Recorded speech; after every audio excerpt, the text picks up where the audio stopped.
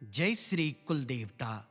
जब जीवन में बार बार विघ्न आते हैं, काम बनते बनते रुक जाते हैं, मन अशांत रहता है और बुद्धि भ्रमित हो जाती है, तब स्मरण होता है विघ्नहर्ता भगवान श्री गणपति जी का। आज हम श्री गणपति के 108 पवित्र नामों का 3 बार जप कर रहे हैं, ताकि जीवन की अड़चनें शांत हो, बुद्धि को सही दिशा मिले और हर कार्य निर्विघ्न रूप से पूर्ण हो। श्रद्धा से जुड़िए और मन ही मन कहिए, ओम गम गणपतये नमः। श्री गणपति अष्टोत्तर शतनामावलिः।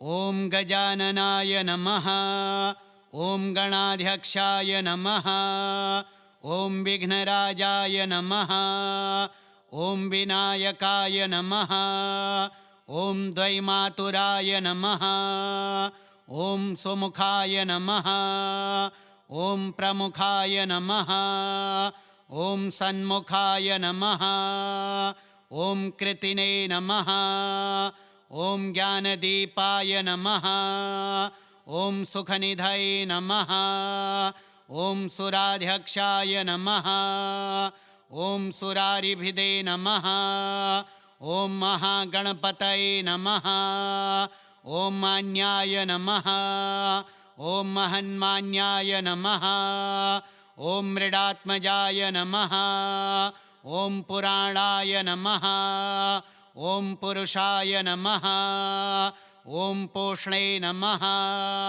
ओम पुष्करिणे नमः, ओम पुण्यकृते नमः, ओम अग्रगण्याय नमः, ओम अग्रपूज्याय नमः, ओम अग्रगामिने नमः, ओम मंत्रकृते नमः, ओम चामीकरप्रभाय नमः, ओम सर्वस्मै नमः, ओम सर्वोपास्याय नमः, ओम सर्वकर्त्रे नमः, ओम सर्वनेत्रे नमः, ओम सर्वसिद्धिप्रदाय नमः, ओम सर्वसिद्धाय नमः, ओम सर्ववन्द्याय नमः, ओम महाकालाय नमः, ओम महाबलाय नमः, ओम हेरम्बाय नमः, ओम लम्बजठराय नमः, ओम ह्रस्वग्रीवाय नमः,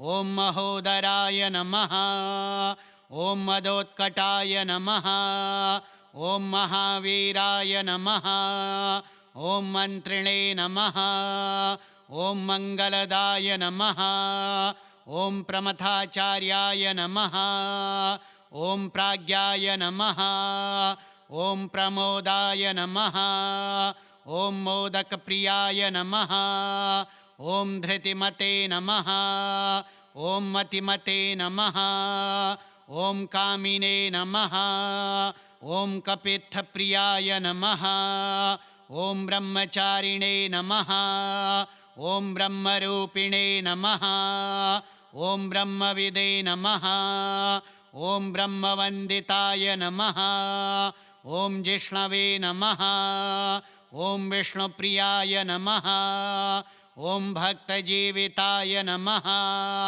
ओम जितमन्मथाय नमः, ओम ऐश्वर्यदाय नमः, ओम गुहज्यायसे नमः, ओम सिद्धिसेविताय नमः, ओम विघ्नकर्त्रे नमः, ओम विघ्नहर्त्रे नमः, ओम विश्वनेत्रे नमः, ओम विराजे नमः, ओम स्वराजे नमः, ओम श्रीपतये नमः, ओम वाक्पतये नमः, ओम श्रीमते नमः, ओम श्रृंगारिणे नमः, ओम श्रितवत्सलाय नमः, ओम शिवप्रियाय नमः, ओम शीघ्रकारिणे नमः, ओम शाश्वताय नमः, ओम शिवनंदनाय नमः, ओम बलोद्धाय नमः, ओम भक्तनिधये नमः, ओम भावगम्याय नमः, ओम भवात्मजाय नमः, ओम महते नमः, ॐ मङ्गलदायिने नमः। ॐ महेशाय नमः। ॐ महिताय नमः। ॐ सत्यधर्मिणे नमः। ॐ सदाधाराय नमः। ॐ सत्याय नमः। ॐ सत्यपराक्रमाय नमः। ॐ शुभांगाय नमः। ॐ शुभ्रदन्ताय नमः। ॐ शुभदाय नमः। ॐ शुभविग्रहाय नमः। ॐ पञ्चपातकनाशिने नमः। ॐ पार्वतीप्रियनन्दनाय नमः। ॐ विश्वेशाय नमः।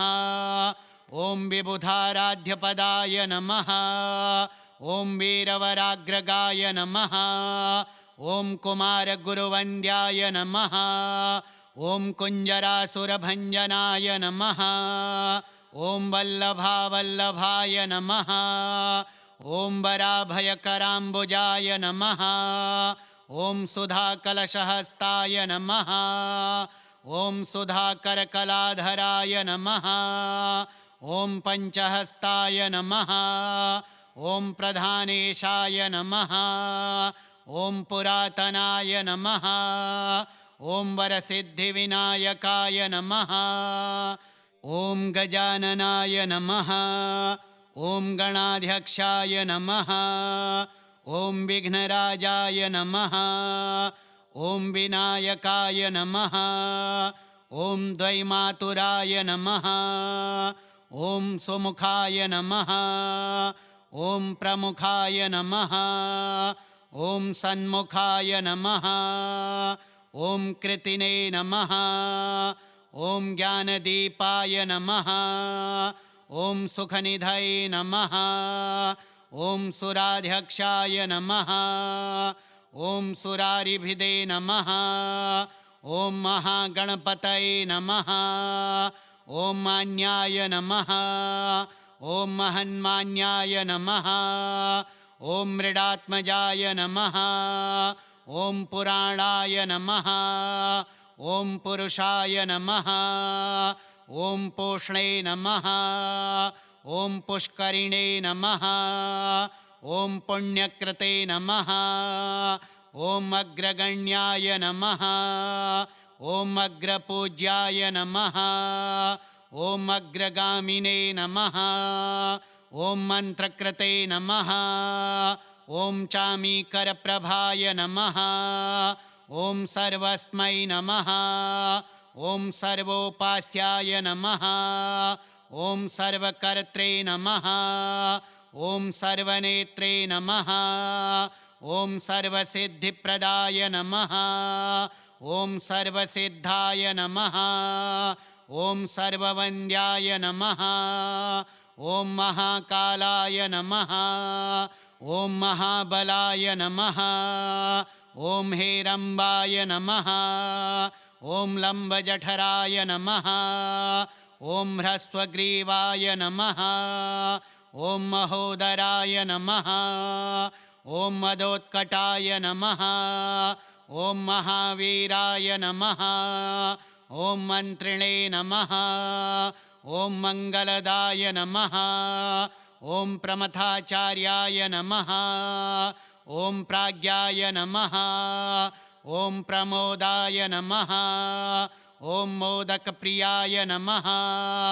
ॐ धृतिमते नमः। ॐ मतिमते नमः।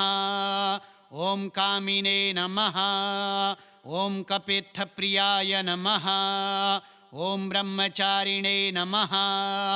ॐ ब्रह्मरूपिणे नमः। ॐ ब्रह्मविदे नमः। ॐ ब्रह्मवन्दिताय नमः। ॐ जिष्णवे नमः। ॐ विष्णुप्रियाय नमः। ॐ भक्तजीविताय नमः। ॐ जितमन्मथाय नमः। ॐ ऐश्वर्यदाय नमः।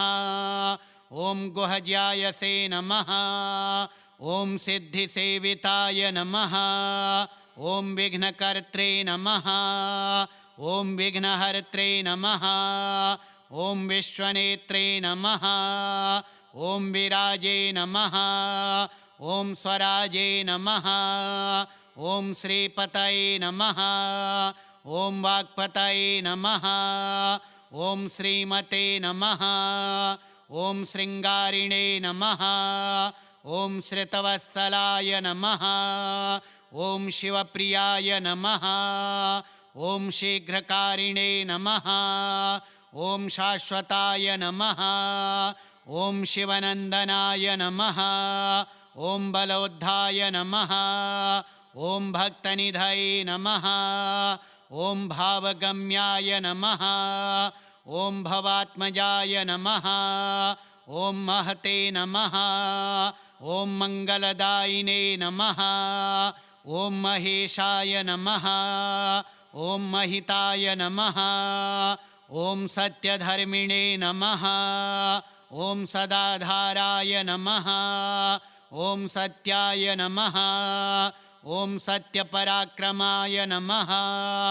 ॐ शुभाङ्गाय नमः ॐ शुभ्रदन्ताय नमः ॐ शुभदाय नमः ॐ शुभविग्रहाय नमः ॐ पञ्चपातकनाशिने नमः ॐ पार्वतीप्रियनन्दनाय नमः ॐ विश्वेशाय नमः ॐ विबुधाराध्यपदाय नमः ॐ वीरवराग्रगाय नमः ॐ कुमारगुरुवन्द्याय नमः ॐ कुञ्जरासुरभञ्जनाय नमः ॐ वल्लभावल्लभाय नमः ॐ वराभयकराम्बुजाय नमः ॐ सुधाकलशहस्ताय नमः ॐ सुधाकरकलाधराय नमः ॐ पञ्चहस्ताय नमः ॐ प्रधानेशाय नमः ॐ पुरातनाय नमः ॐ वरसिद्धिविनायकाय नमः ॐ गजाननाय नमः ॐ गणाध्यक्षाय नमः ॐ विघ्नराजाय नमः ॐ विनायकाय नमः ॐ द्वैमातुराय नमः ॐ सुमुखाय नमः ॐ प्रमुखाय नमः ॐ सन्मुखाय नमः ॐ कृतिने नमः ॐ ज्ञानदीपाय नमः ॐ सुखनिधये नमः ॐ सुराध्यक्षाय नमः ॐ सुरारिभिदे नमः ॐ महागणपतये नमः ॐ मान्याय नमः ॐ महन्मान्याय नमः ॐ मृडात्मजाय नमः ॐ पुराणाय नमः ॐ पुरुषाय नमः ॐ पूष्णे नमः ॐ पुष्करिणे नमः ॐ पुण्यकृते नमः ॐ अग्रगण्याय नमः ॐ अग्रपूज्याय नमः ॐ अग्रगामिने नमः ॐ मन्त्रकृते नमः ॐ चामीकरप्रभाय नमः ॐ सर्वस्मै नमः ॐ सर्वोपास्याय नमः ॐ सर्वकर्त्रे नमः ॐ सर्वनेत्रे नमः ॐ सर्वसिद्धिप्रदाय नमः ॐ सर्वसिद्धाय नमः ॐ सर्ववन्द्याय नमः ॐ महाकालाय नमः ॐ महाबलाय नमः ॐ हेरम्बाय नमः ॐ लम्बजठराय नमः ॐ ह्रस्वग्रीवाय नमः ॐ महोदराय नमः ॐ मदोत्कटाय नमः ॐ महावीराय नमः ॐ मन्त्रिणे नमः ॐ मङ्गलदाय नमः ॐ प्रमथाचार्याय नमः ॐ प्राज्ञाय नमः ॐ प्रमोदाय नमः ॐ मोदकप्रियाय नमः ॐ धृतिमते नमः ॐ मतिमते नमः ॐ कामिने नमः ॐ कपित्थप्रियाय नमः ॐ ब्रह्मचारिणे नमः ॐ ब्रह्मरूपिणे नमः ॐ ब्रह्मविदे नमः ॐ ब्रह्मवन्दिताय नमः ॐ जिष्णवे नमः ॐ विष्णुप्रियाय नमः ॐ भक्तजीविताय नमः ॐ जितमन्मथाय नमः ॐ ऐश्वर्यदाय नमः ॐ गुहज्यायसे नमः ॐ सिद्धिसेविताय नमः ॐ विघ्नकर्त्रे नमः ॐ विघ्नहर्त्रे नमः ॐ विश्वनेत्रे नमः ॐ विराजे नमः ॐ स्वराजे नमः ॐ श्रीपतये नमः ॐ वाक्पतये नमः ॐ श्रीमते नमः ॐ शृङ्गारिणे नमः ॐ श्रितवत्सलाय नमः ॐ शिवप्रियाय नमः ॐ शीघ्रकारिणे नमः ॐ शाश्वताय नमः ॐ शिवनन्दनाय नमः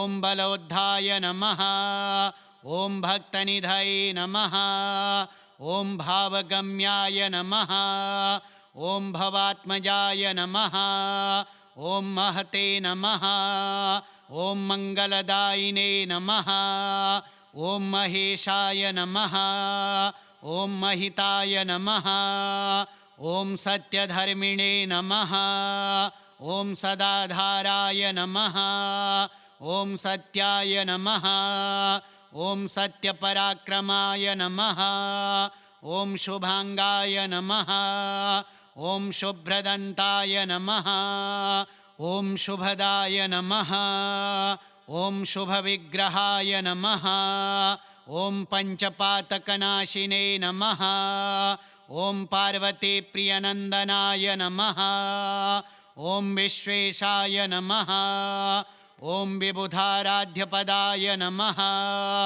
ॐ वीरवराग्रगाय नमः ॐ कुमारगुरुवन्द्याय नमः ॐ कुञ्जरासुरभञ्जनाय नमः ॐ वल्लभावल्लभाय नमः ॐ वराभयकराम्बुजाय नमः ॐ सुधाकलशहस्ताय नमः ॐ सुधाकरकलाधराय नमः ॐ पञ्चहस्ताय नमः ॐ प्रधानेशाय नमः ॐ पुरातनाय नमः ॐ वरसिद्धिविनायकाय नमः श्रीगणपति अष्टोत्तरशतनामावलिः श्रीगणेशार्पणमस्तु।